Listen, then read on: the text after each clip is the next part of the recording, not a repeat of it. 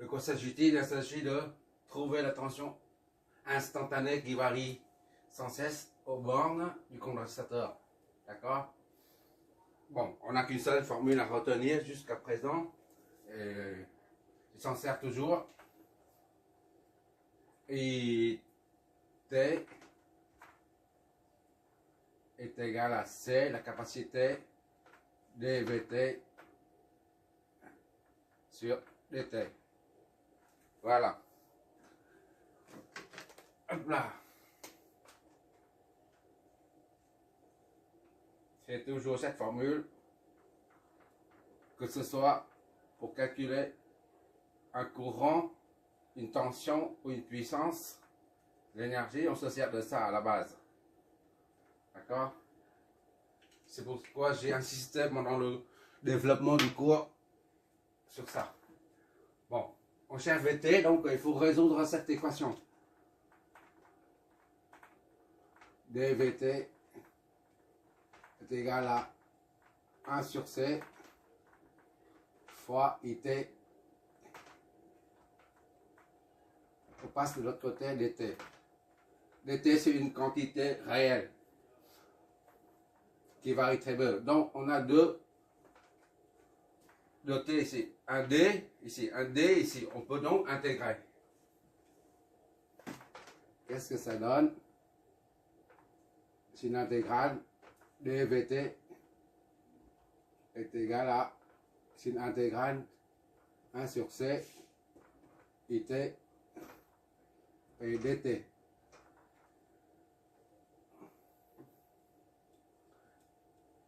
Rappel, x c'est 1 est égal à x1, d'accord? La dérivée de ça là, ça donne 1. On met ici là 1. D'accord? Et 1 moins 0 c'est 0. X fois 1 moins 1, ça fait 0. Ce qui fait 1 fois 1. D'accord? X, je vais trop vite. 1 moins x, 0 c'est 1 fois 1. Tout ce qui est exposant 0 c'est égal à 1. Comme exponentielle de 0 c'est égal à 1. Fois dt. Ça fait 1 fois dt, ça fait dt. Dx. Dx. Autrement dit, dérivée de x, ça donne dx. Donc pour trouver x, on fait l'intégrale de dx, ça donne x. D'accord? Ça c'est un rappel.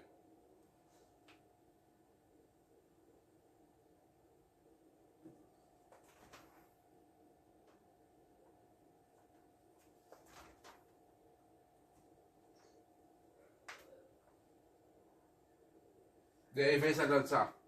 Et intégrale de ça, ça donne ça. C'est de la primitive. La dérivée de la primitive, ça donne ça. Intégrale de la différentielle, ça donne la primitive. Bon, on applique ça à ici. C'est juste un rappel.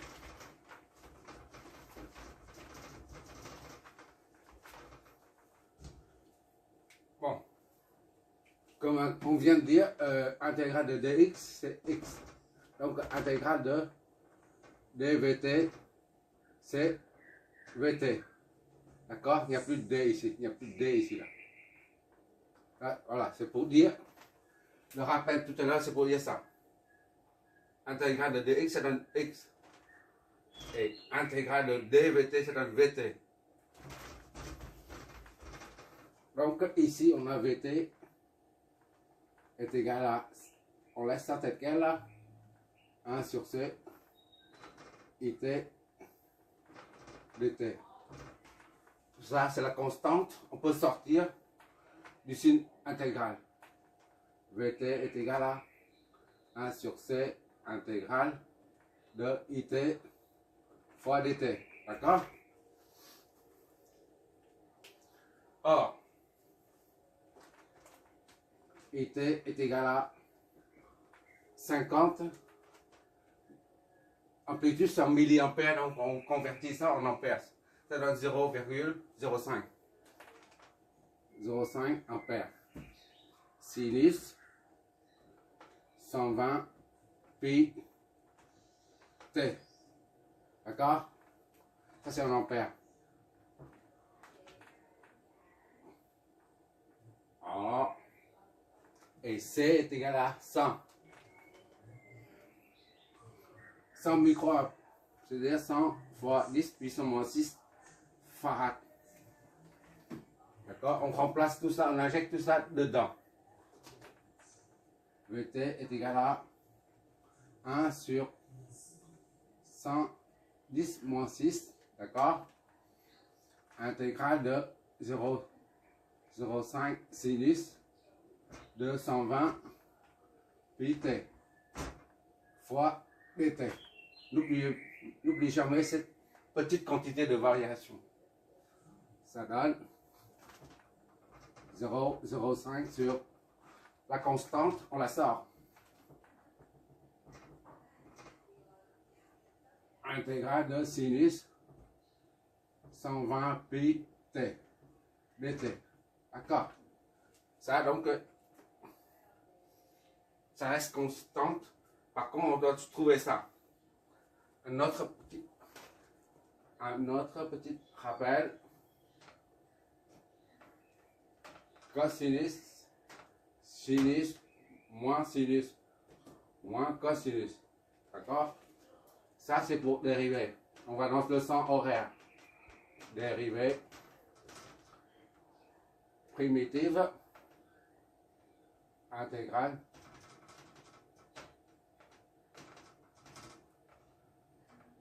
on va dans le sens anti-horaire. Donc nous on cherche ça, c'est ça, et ça c'est dérivé. Bon, c'est pas peine. Pour faire une intégrale, on part d'ici la sinus, d'accord? On va dans le sens, dans l'autre sens. Anti-horaire, sinus ça donne, c'est-à-dire sinus, ça donne intégrale, là ça donne moins cosinus. Moins cosinus, d'accord? Sinus ça donne moins cosinus. Donc pour un sinus AX, on a moins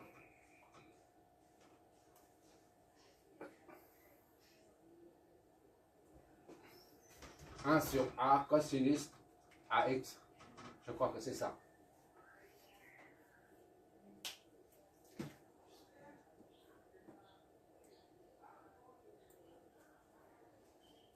Oui, c'est ça. Bon. On reprend ici, on revient ici. VT est égal à ça divisé par ça. Ça donne 1, 500, 10 puissance 6. 10 puissance 500, c'est 500.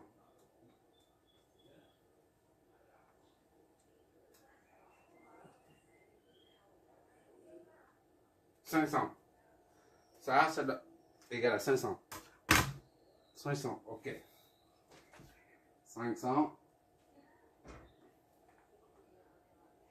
Sinus A c'est 120 pi, d'accord?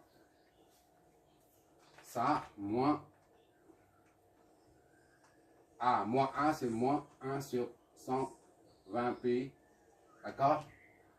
Moins 1 sur A, moins 1 sur A, fois cosinus AX, fois cosinus de AX, c'est ça. A c'est 120 pi X, en l'occurrence c'est T. Voilà. T1 à T2. T2. Si on voit comme ça. D'accord? Pour l'instant, on reste en indéfini. Une intégration indéfinie. On n'a pas encore fixé. Qu'est-ce que ça nous donne? 500 divisé par 120.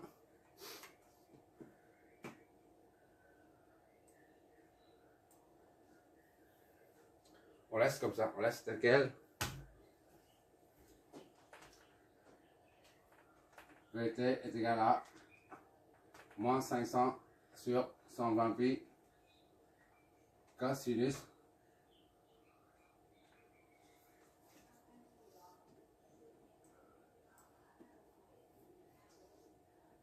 de 120 pi.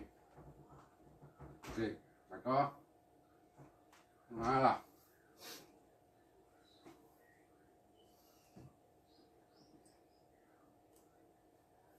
Plus, on fait une intégrale, donc il faut la constante. K.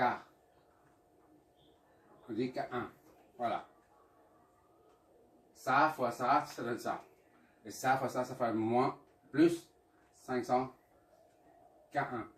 D'accord? On pose. K est égal à 500 K1. D'accord? VT est égal à moins 500 sur 120 pi fois cosinus de 120 pi T plus K. D'accord? Initialement, la tension au bord du condo, le condo est vide. Était vide initialement. C'est-à-dire il n'y a pas de charge, il n'y a pas de tension au bornes. Donc VT est nul. Or, initialement,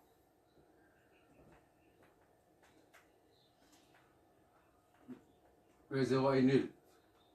Quand T est égal à 0, initialement, la tension au bord, c'est nul.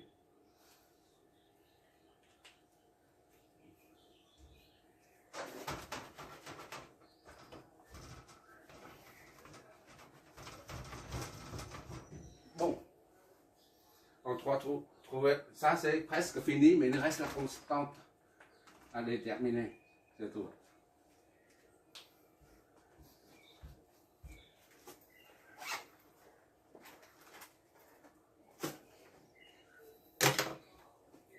Bon, on va mettre la valeur 0, on va affecter la valeur 0 à T.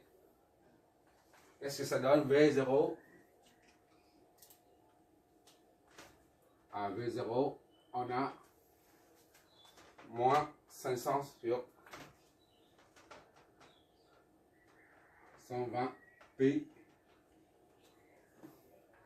fois cosinus de 120 pi T c'est 0. D'accord? À T0, T0 plus K est égal à 0. Puisque initialement V0 est égal à 0. Donc ici c'est moins 500 sur 120 pi cosinus de 0 plus K est égal à 0. Ça fait moins 500 sur 120 pi fois 1. Cos 0 c'est 1. D'accord? Plus K est égal à 0. Donc moins 500 sur 120 pi plus K est égal à 0. K est égal à 500 sur 120 pi. Voilà.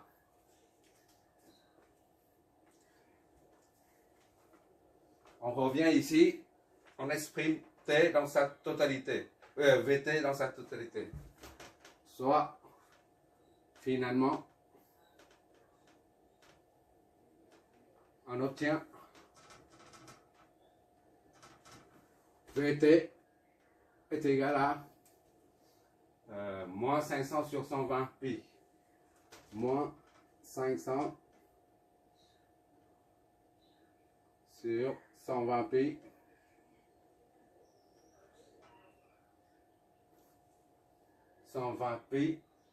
Fois cosinus 120 pi fois la variable T plus K plus 500 sur 120 pi. Voilà, dans tout ça en vol.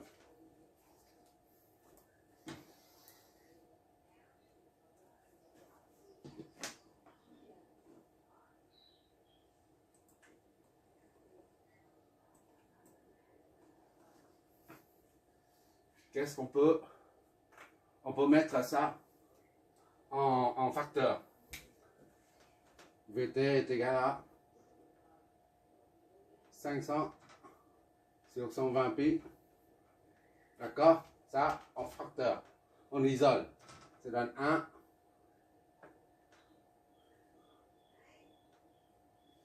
Ici, il reste 1. Ici, il reste moins. Cosinus de 120 pi t. Voilà. La tension aux bornes. Comme d'eau.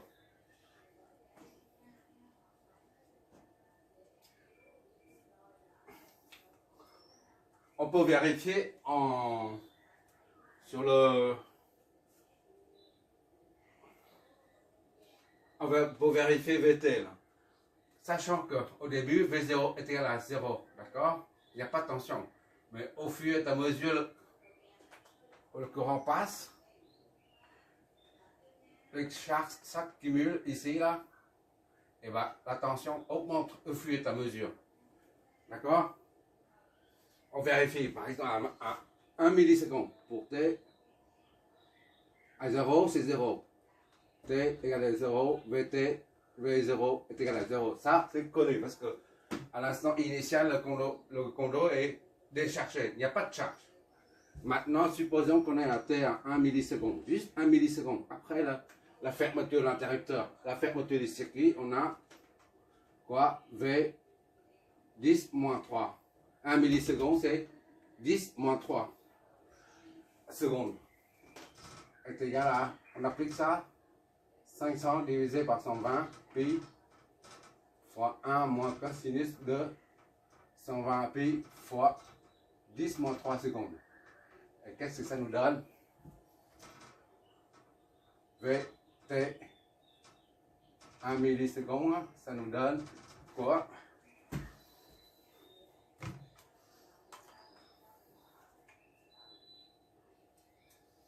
500 divisé par 120 pi. Ok, 120 pi. 120 pi. Fois 1 moins cosinus. Cosinus, c'est pas sinus. Cosinus de 120 pi fois 10 puissance moins 3. Voilà.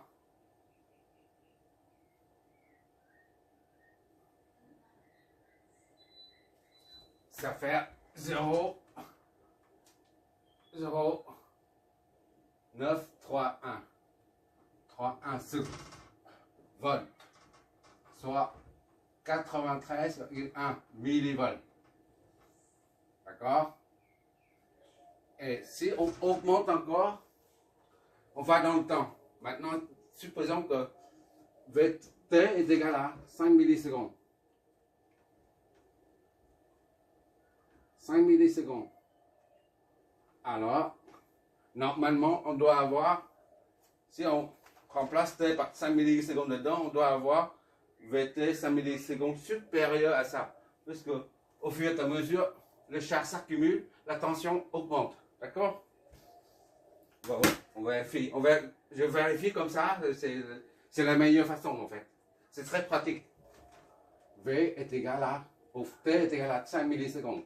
5 10 puissance moins 3 est égal à 500 sur 120 pi. D'accord? Fois 1 moins cosinus de... Il suffit de remplacer 1 milliseconde par 5 millisecondes. Cosinus de 120 pi fois 5 10 puissance moins 3. Tout ça est égal à... Normalement, on doit trouver ça supérieur, sinon c'est pas bon. On est en 1008 volts. Bon, il suffit de changer 5. La différence est 5 au lieu de 10, de 1. 1, 10 puissance moins 3. C'est 5, 10 puissance moins 3. Il suffit de changer ça.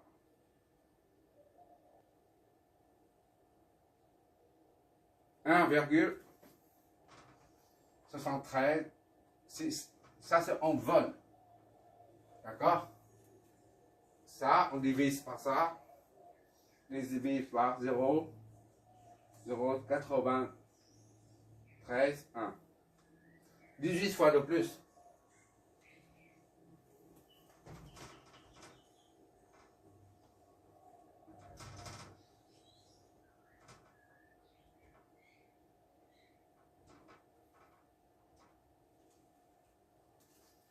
Bon, on voit ici que V, 5 secondes. Ah, en fait, vol. On voit ici que plus on va dans le temps, plus la tension augmente. D'accord? 1,74 volts au lieu de 0,09 volts. Ça signifie que plus on va dans le temps, plus les charges s'accumulent. Ça confirme. Voilà. Ah là là, il fait chaud en Asie là. Après. Combien de degrés il fait là? Ça doit être 40. Bon, c'est pas compliqué. J'ai fait tout ça, c'est pour montrer comment on manipule les différentiels, les dérivés, les intégrales. Parce qu'on aura besoin pour que les équations de Laplace. Laplace s'écrit comment ça? Laplace, et puis le circuit, Laplace, voilà, qui écrit quand machin est égal à bidule, voilà. Et puis on aura des circuits comment? Différentiels, qui partent comme ça, et puis il y a d'autres, ainsi de suite. Il y a beaucoup d'amplificateurs qui forment à la sortie une équation différentielle d'ordre 2 par exemple.